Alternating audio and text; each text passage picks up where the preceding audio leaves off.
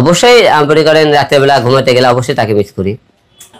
এই হিরো আলমের আমি বিচার চাই। ও আমার পবিত্র ভালোবাসাকে অপমান করছে। ওইখানে যখন ওনার মাথা দিয়ে একটু রক্ত বের হয় ওই ম্যাক্সোবিরিয়াজের, তখন রিয়ামণি জামাই রেফিডিয়া থুইয়া জামাইয়ের গায়ে হাত তুইলা হিরো আলমের, যার সাথে সংসার করছে, তারে বাদ দিয়ে পুলিশের গাড়িতে দৌড়িয়া যায় উঠা জড়িয়া ধরছে। আসসালামু আলাইকুম, আমি আপনাদের কাছে দেখাবো হিরো আলম আর রিয়ামণি মিলে যাওয়ার পরে যা ঘটলো, যা আপনারা দেখলে অবাক হয়ে যাবেন। তো আজকের এই ভিডিওটি অত্যন্ত গুরুত্বপূর্ণ, তো আমি আশা করব যে আপনারা সম্পূর্ণ ভিডিওটি দেখবেন, আর এই সম্পূর্ণ ভিডিওটি দেখলেই বিস্তারিত জানতে পারবেন। আর এই ভিডিওটি দেখানোর আগে আপনাদের কাছে আমার ছোট্ট একটি রিকোয়েস্ট, আপনারা যদি আমার চ্যানেলে নতুন হয়ে থাকেন তাহলে এরকম নিত্য আপডেট নিউজ সবার আগে পেতে আমার এই চ্যানেলটি সাবস্ক্রাইব করে আমার সাথেই থাকুন। আর এখন চলুন কথা না বাড়িয়ে আমরা ভিডিওটি দেখে আসি। আবার আরেকটা জিনিস দেখবেন আপনারা, রিয়ামণির ওই যে কইছে না নাঙ্গের আশায় ভাতার কানা, রিয়ামণির ঘটনাটা ঘটাইছে সেম। ওইখানে যখন ওনার মাথা দিয়ে একটু রক্ত বের হয় ওই ম্যাক্সোবিরিয়াজের, তখন রিয়ামণি জামাই রেফিডিয়া থুইয়া জামাইয়ের গায়ে হাত তুইলা হিরো আলমের, যার সাথে সংসার করছে, তারে বাদ দিয়ে পুলিশের গাড়িতে দৌড়িয়া যায় উঠা জড়িয়া ধরছে। মনে হইতেছে যেন 7 জনমের জামাই, 7 জনমই ম্যাক্সোবি তার জামাই ছিল। ম্যাক্সোবিরি একটা হিরো আলমের কলারে রিয়ামণি এভাবে টান দিছে, গায়ের টাচও করছে, এমনকি মারতেও গেছে ক্ষিপ্রতার সহিত। হিরো আলম দাবি করতেছে যে রিয়ামণি এখনো নাকি তার স্ত্রী।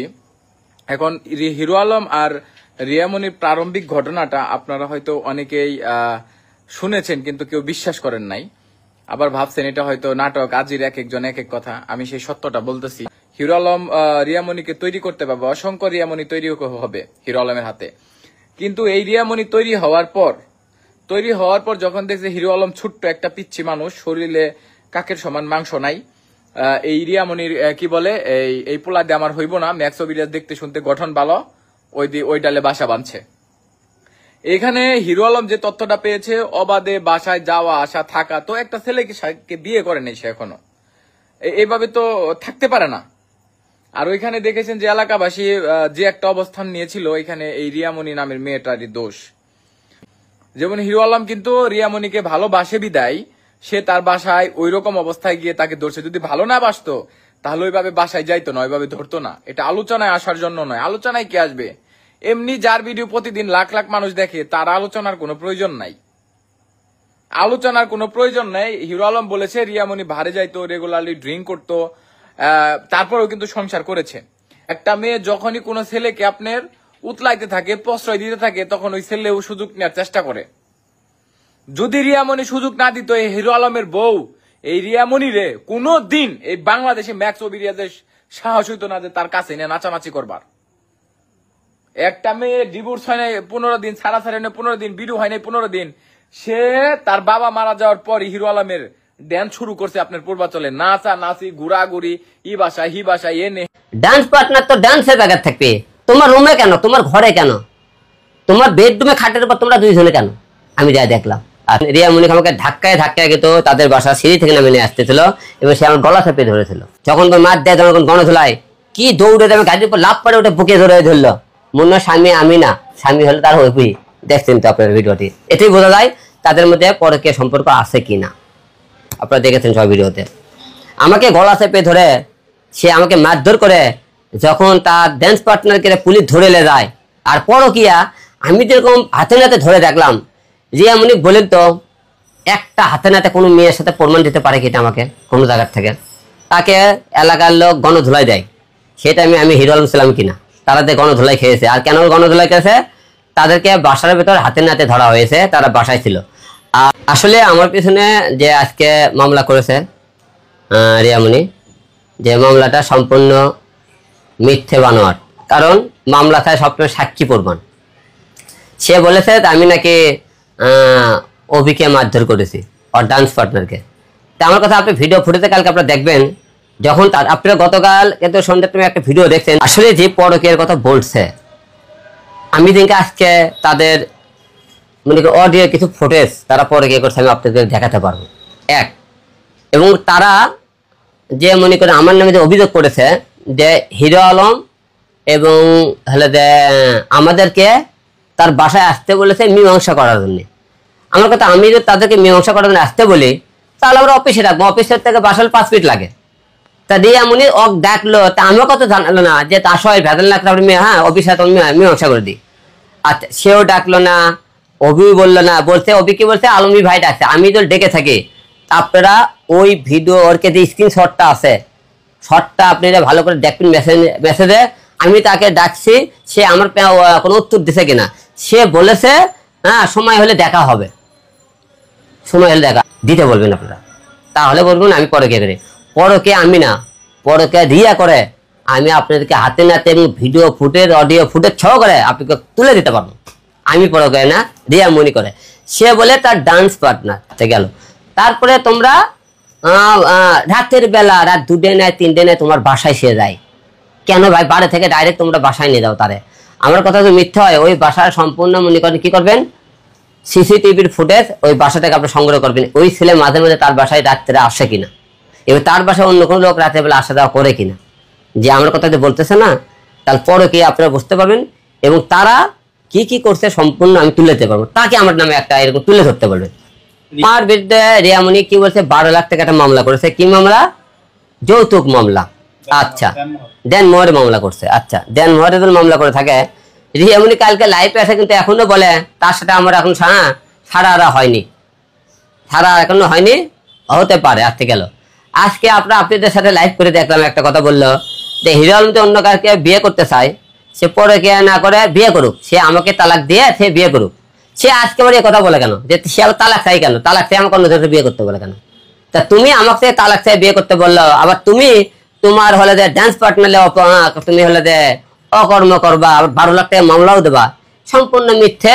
আমাকে অল টাইম তার টর্চারিং এবং আমার সম্মানহানি করার জন্য তারা চেষ্টা করতেছে। আসলে আমার সাথে তারা অল টাইম থাকে। আর যখন মামলা হয় ছেলে পেলে সব তো আমার কাছেই ছিল, থানায় ছিল, থানার বাইরে ছিল। আর ভিডিও ফুটেজে তো দেখবেন যে আমার ছেলে তার কি আঘাত করছে কিনা, আইনটা সাক্ষী প্রমাণ। তা আমার ছেলে পেলে কোনো আঘাত করলে তারপরে আপনি বলবেন আঘাত করছে।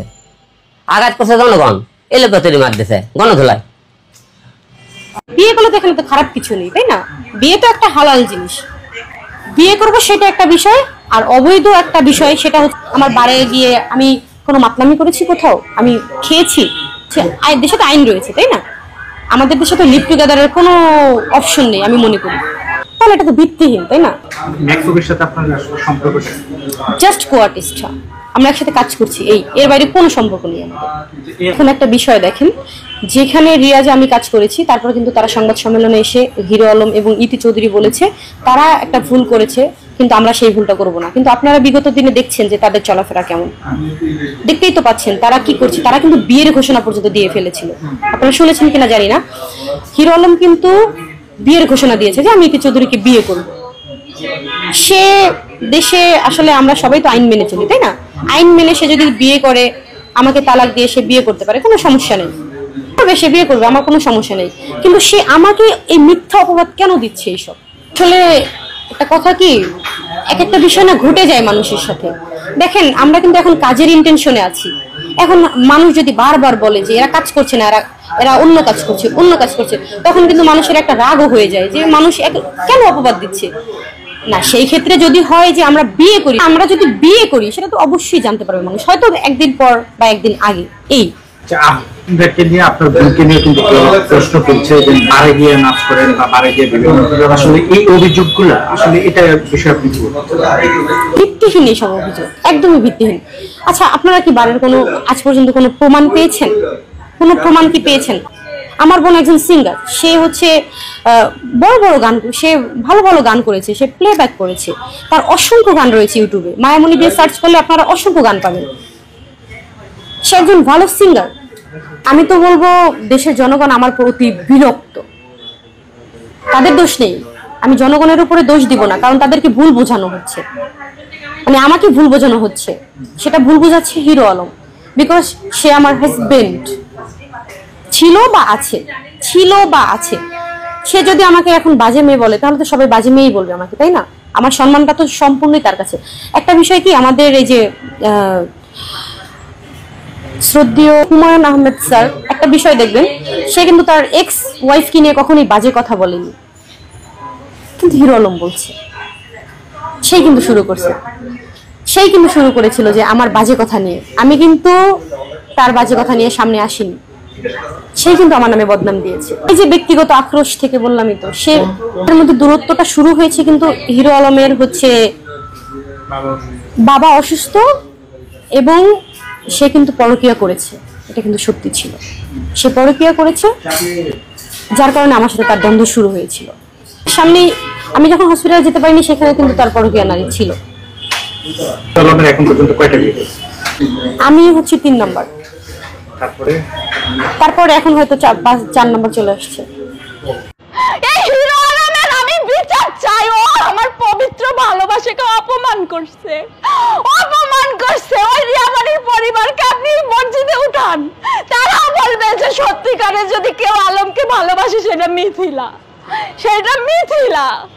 তুমি যদি রিয়ামনি আলমকে ভালোই বাসো, আলমের সাথে জামানের রাত কাটিয়ে 2 দিন পরে তুমি ম্যাক্সের সাথে কিভাবে রাত কাটো? আমি মিথিলাতে যাইনি, ডিএনএ করো আমাকে টেস্ট করো। আমি তো এখনো আলমের 10টা বিয়ে 10টা বউ থাকতে পারে একটা পুরুষের। এক বউয়ের সাথে শারীরিক সম্পর্ক করলে আর এক বউকে ভিডিও কলে দেখায়, ভিডিও কলে দেখায়। আমাকে হাতের পুতুল পাইছো তোমরা, পুতুল। আমি যেতে চাও কি? আমি তো অসুস্থ, আমি তো তখন মেন্টালি ভাবে অসুস্থ। হ্যাঁ, আমার তো ওইখানেই তো আমার হসপিটাল রিলিজ করবে না। আলমের সন্ত্রাসী বাহিনী আমাকে রিলিজ করিয়েছে। বগুড়ার হসপিটালে যে আমি ছিলাম, আপনারা খোঁজ নেন যে আমাকে তো রিলিজ দেয়নি। ওই মুহূর্তে ব্লাড দিতে হবে, ওই মুহূর্তে আল্ট্রাসাউন্ড করতে হবে।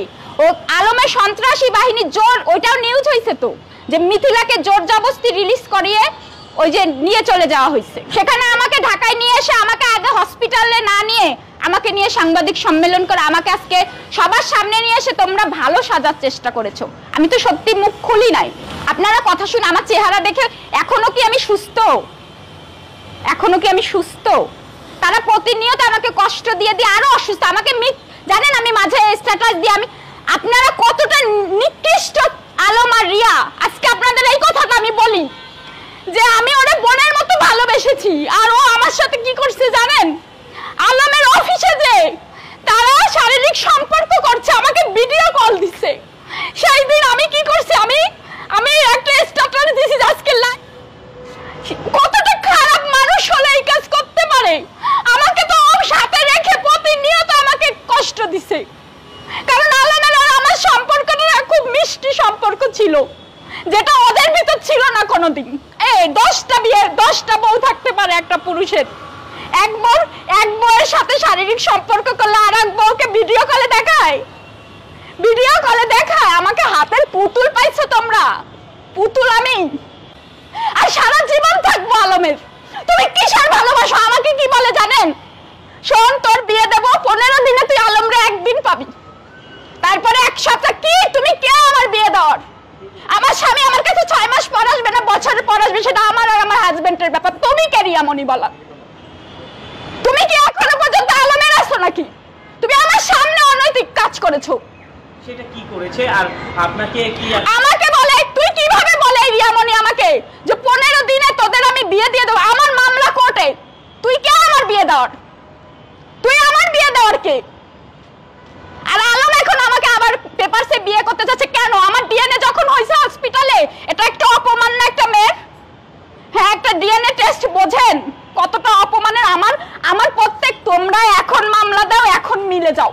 আমি কখনোই বলিনি আমি মামলা তুলবো, কারণ আর কোর্টে ওই যে আপনার এই যে নোবেলের মতো বিয়ে আমি করব না। আমি শাস্তি চাই। আমার বুকে যে কষ্ট হয়েছে ভাই, আমার যে কষ্ট ওরা দিছে, আমি কোনো সহযোগিতা করব না। আমি এর বিচার চাই। এই হিরো আলমের আমি বিচার চাই। ও আমার পবিত্র ভালোবাসাকে অপমান করছে।